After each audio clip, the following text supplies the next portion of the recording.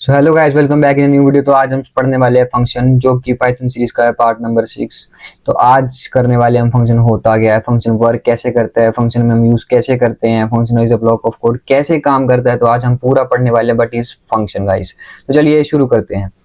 तो what is function? Function क्या है? Function is a block of code, reusable code that perform use a specific task. Function help to avoid writing the same code again and again. Okay guys, तो चलिए मैं आपको थोड़ा बहुत अच्छे से समझाता हूँ कि काम कैसे करता है ये।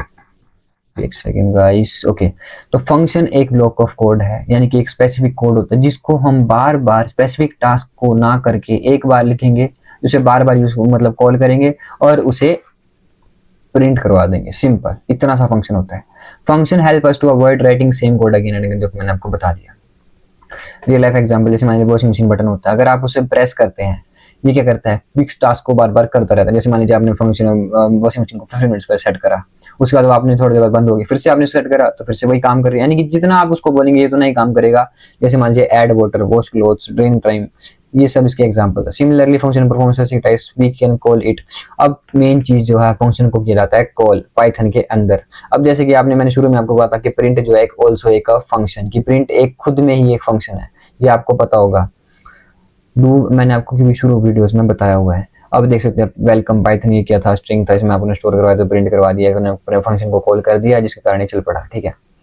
अब विद फंक्शन जो था, अब मैं आपको बताता हूँ। डेफ जो है एक स्टार्टिंग वर्ड होता है फंक्शन को स्टार्ट करने के लिए। डेफ से स्टार्ट होता है फंक्शन। उसके बाद फंक्शन का नाम क्या दिया हमने? वेलकम। ठीक है। फिर पैरेंथेसिस और लास्ट में इंडेंटेशन और हमारा खत्म। फिर उसके बाद हमने क्या करा? Print welcome student. यानी कि जब भी हम इसको करेंगे तो ये क्या करेगा? इसको बार बार बार बार बार बार प्रिंट करवा देगा। ठीक है गाइस। यानी कि हमने एक सेटअप ऐसा बना दिया जिसके अंदर हम बार बार कोड को ना लिख करके, वेलकम वेलकम ना लिख करके, डायरेक्ट हमने कोड बना दिया जिसके अंदर हमने बस उसकी वैल्यूज डाल दी और उसके अंदर हमने प्रिंट करवा दिया। इसलिए देखते हैं, ये आप देख सकते हैं। अरे थोड़ा दिक्कत आ गया गाइस, ओके एक सेकेंड, फिर से चेक करेंगे अभी हम। आई थिंक इसमें कुछ एरर आ चुका है गाइस। वेलकम, जिससे मैं सर्च करता हूँ वेलकम। अरे गाइस इसमें कुछ एरर आ रहा है आई थिंक। तो गाइस ये इस तरह से काम करेगा कि आप इसमें बस वैल्यू डालेंगे और ये वेलकम स्टूडेंट इसमें प्रिंट कर देगा। अभी कुछ में दिक्कत आ गई गाइस, तो ये इस तरह से काम करेगा। बट अब मैं आपको बताता हूँ एडवांटेज फंक्शन ये क्या होता है। ये क्या होता है? Reduce code repetition. यानी कि इसके अंदर क्या होता है कि अगर आपने एक बार कोड लिख दिया तो आपको इसे बार बार लिखने की जरूरत नहीं पड़ेगी। ये एक बार ही कोड को रिड्यूस कर देगा, उसे रेपिटेशन को कम कर देगा, कोड को ईजी बना देगा अंडरस्टैंड के लिए। डीबगिंग इसमें बहुत आसान हो जाती है। इसमें ईजी कोड को आप मतलब डीबग बहुत आसानी से कर सकते हैं। बस आपको फंक्शन थोड़े बहुत चेंज करने होते हैं और ये ऑटोमेटिकली सारा काम कर देगा आपका। इंप्रूव कोड ऑर्गेनाइजेशन, यानी कि कोड के अंदर जितना भी कुछ भी का डाटा ऑर्गेनाइज नहीं है तो सारा कोड को ऑर्गेनाइज कर देता है guys. Creating a function, syntax आपको याद करना पड़ेगा गाइस, बिकॉज सिंटेक्स के बगैर आप फंक्शन एक नहीं बना सकते हो। सबसे पहले स्टार्टिंग होती है हमारी मेन चीज डेफ के साथ। फंक्शन का नेम डालेंगे, पैरेंथेसिस लगाएंगे, इंडेंटेशन और स्टेटमेंट जो आप देना चाहते हैं वो आप दीजिए, और उसके बाद आपका फंक्शन का सिंटेक्स रेडी हो चुका है गाइस। उसके बाद ऐसे मैं आपको एग्जांपल दूं, जैसे मैंने डेफ लिखा, मैंने उसका नाम दे दिया, पैरेंथेसिस इंडेंटेशन लगा दिया, प्रिंट हेलो पाइथन। ये आपका नाम जो, ये आपका जो है एक फंक्शन बन चुका है। जब भी आप इसमें उसको कॉल करेंगे तो आपके पास प्रिंट होगा हमेशा। जब भी आप इसमें कॉल करेंगे हेलो, तो ये क्या करेगा? आपको हमेशा प्रिंट करके देगा हेलो हेलो पाइथन। जैसे कि मान लीजिए मैं आपको एग्जांपल देता हूँ। जैसे मान लीजिए ये देखिए, मैंने इसे प्रिंट करवाया, अब ये मेरे पास आउटपुट मांगेगा, तो ये देख सकते हैं आप हेलो पाइथन यहाँ पे वापस प्रिंट हो चुका है। जैसे मैंने फिर से लिखता हूँ एक बार, लेट मी चेक। मैंने प्रिंट फंक्शन को वापस, रुकिए एक सेकंड, फिर से गलती हो गई मेरे से। हेलो, ठीक है गाइस, चलिए चेक करते हैं चल रहा है नहीं चल रहा है।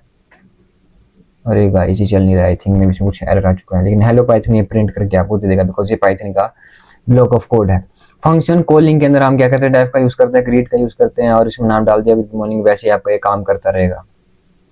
फंक्शन विद पैरामीटर्स, फंक्शन क्या होते हैं पैरामीटर्स के अंदर मैं आपको बताता हूँ। देखिए, जब भी हम फंक्शन के अंदर कुछ भी परफॉर्म करते हैं टास्क, फंक्शन के अंदर पैरामीटर्स एक स्पेसिफिक चीज है जो काम करती है फंक्शन विद पैरामीटर्स के अंदर। ठीक है। सिंटैक्स क्या होता है? सारा का सारा सेम होता है, बस आपके जो फंक्शन का नाम डाला उसके अंदर आपकी फर्दर पैरामीटर्स आ जाओ कि आपको क्या चेंजेस में करना है, वो पैरामीटर्स आप इसमें डाल सकते हो। यानी कि अगर आप इसमें डालेंगे नेम, तो ये आपका नेम स्टोर, मतलब नेम जब आप डालेंगे तो वो आपको वही पीस प्रिंट करके दे देगा। इस तरह से आपका फंक्शन जो है काम करता है गाइस। एग्जांपल देख लीजिए, जैसे डेफ उसका नाम डाल दिया ग्रीट, नेम इसके अंदर हमने स्टोर करा दिया। अब जैसे मान लीजिए हेलो, इसमें वैसे स्टेटमेंट जब आप नेम प्रिंट करेंगे तो ये राहुल दे देगा, तो ग्रीट कर देंगे राहुल को, सिंपल। इस तरह से ये काम करता है, जैसे लिख दिया हेलो राहुल, इस तरह से काम करेगा। अब इसमें मल्टीपल पैरामीटर जैसे आते हैं, function can accept multiple values, यानी कि फंक्शन को जो है एक्सेप्ट कर सकता है मल्टीपल वैल्यूज को। जैसे कि मान लीजिए डेफ एक बार आप फंक्शन में बनाया, उसके अंदर आप मल्टीपल वैल्यूज को आप स्टोर कर सकते हैं गाइस। जैसे कि मान लीजिए a कोमा b, जैसे मान लीजिए इसमें आपने एडिशन परफॉर्म करवानी है, आपको बार बार नहीं लिखना है। जैसे कि मान लीजिए आपने बस ये बना दी छोटा सा function print a comma b, ठीक है, मैं इसको करूंगा प्रिंट। अब मैं इसको रन करवा दूंगा, अब मेरे पास ये आएगा। अब मैं क्या करूंगा, मेरा मन कर रहा है कि मैं चाहता हूँ इनकी एडिशन करूँ। जैसे मान लीजिए मैंने 40 प्लस 50, ठीक है, अरे रुकिए गाइस, थोड़ा गलती कर दी मैंने 50 प्लस, नहीं सॉरी मैं गलती करूंगा, इस तरह से 40, ओके 60। गाइस इसमें कुछ एरर आ चुका है, मेरा शायद सॉफ्टवेयर में खराबी आ चुकी है गाइस, पर कोई बात नहीं, ये इस तरह से काम करेगा गाइस। मैं आपको बता देता हूँ थोड़ा, अरे शिट, अब ये काम करेगा। आई थिंक गाइस इसमें कोई दिक्कत आ गई है मे बी, बट ये काम इस तरह से करेगा बिकॉज में फंक्शन मेंबर्स में एडिशन करनी होती है और इस तरह से काम करेगा। और रिटर्न स्टेटमेंट के अंदर वैसे अब कोई चीज अगर आपको फंक्शन के अंदर वापस रिटर्न वही चाहिए तो आप रिटर्न स्टेटमेंट का यूज कर सकते हैं, बैक फ्रॉम द फंक्शन। अब वैसे डेफ का यूज करेंगे, फंक्शन को वैसे कॉल करेंगे, रिटर्न कर दिया, और रिटर्न करने के बाद फंक्शन के अंदर जो भी चेंज करना चाहते हैं, एडिशन करना चाहते करेंगे और प्रिंट करा देंगे रिजल्ट को। अब उसके बाद difference between print and return मैं आपको बताता हूँ। प्रिंट क्या करता है, जो आप उसमें कुछ डालेंगे वो आपको वैसे का वैसा प्रिंट कर देगा। लेकिन अगर आप चाहते हैं जो उस वैल्यू उसके फ्रंट में आप उसको वापस रिटर्न कराना चाहते हैं, तो ये क्या करेगा, रिटर्न कर देगा गाइस। ये इसमें डिफरेंस मेन है, difference output on the screen. Def के अंदर क्या प्रिंट हेलो कर दिया, आउटपुट क्या हेलो। अब शो जब हम करेंगे तो रिटर्न क्या कर देगा, जो आपको दिया होगा। सिंपल है गाइस, इस तरह से काम करता है।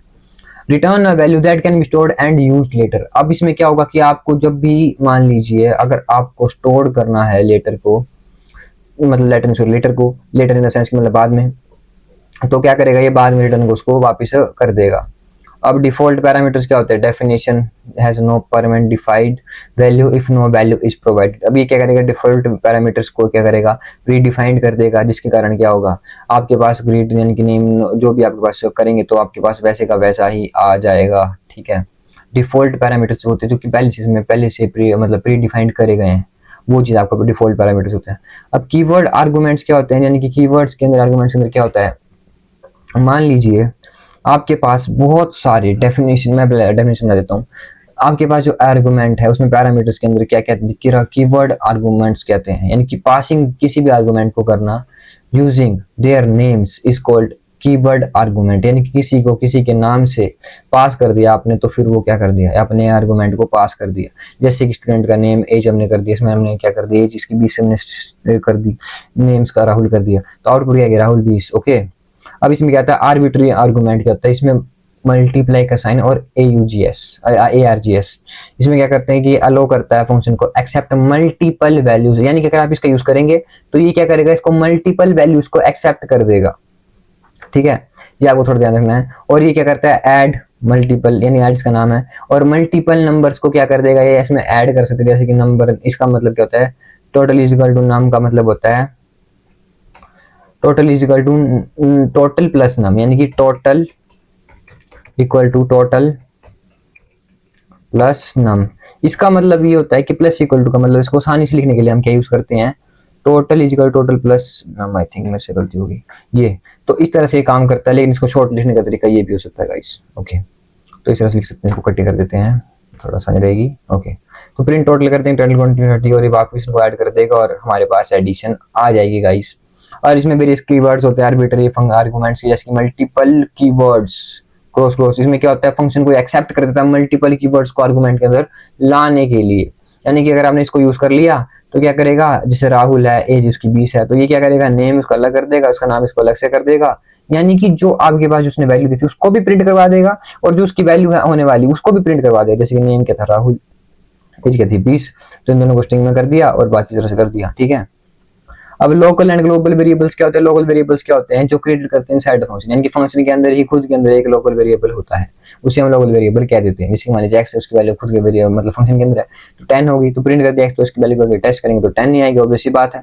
ग्लोबल वेरिएबल क्या होता है? जो कि हम बाहर से कुछ डालते हैं, created function is called global variable, यानी कि जो बाहर से क्रिएट होता है, यानी कि जैसे मान लीजिए मैंने एक्स इक्वल टू 20 डाला, अब मैं चाहता हूँ कि इसको टेस्ट फंक्शन के थ्रू मैं इसको कॉल करूंगा, तो टेस्ट के अंदर मैं इसको डाल दूंगा और प्रिंट कर दूंगा एक्स। अब टेस्ट के अंदर आउटपुट आएगी हमारे पास 20, क्योंकि मैंने एक्स के अंदर डाला है 20 का, ऐसे फंक्शन के बाहर था, ये पहले से था, अब इसमें टेस्ट के अंदर क्या करा, कॉल कर दिया गाइस, सिंपल। लैम्बडा फंक्शन क्या होता है? Lambda function is small anonymous function written in one line. सबसे सिंपल तरीका मैं समझा सकता हूं कि ये एक्सप्रेशन के अंदर यूज किया जाता है, यानी कि इसके बाहर का जो भी आपके पास लैम्बडा फंक्शन है, ये आप समझ लीजिए, इस तरह से आप समझ सकते हैं। एग्जांपल आप सिर्फ लैम्बडा एक्स के बाद जो भी लिखेंगे आप, उसके बाद सारा वही आएगा।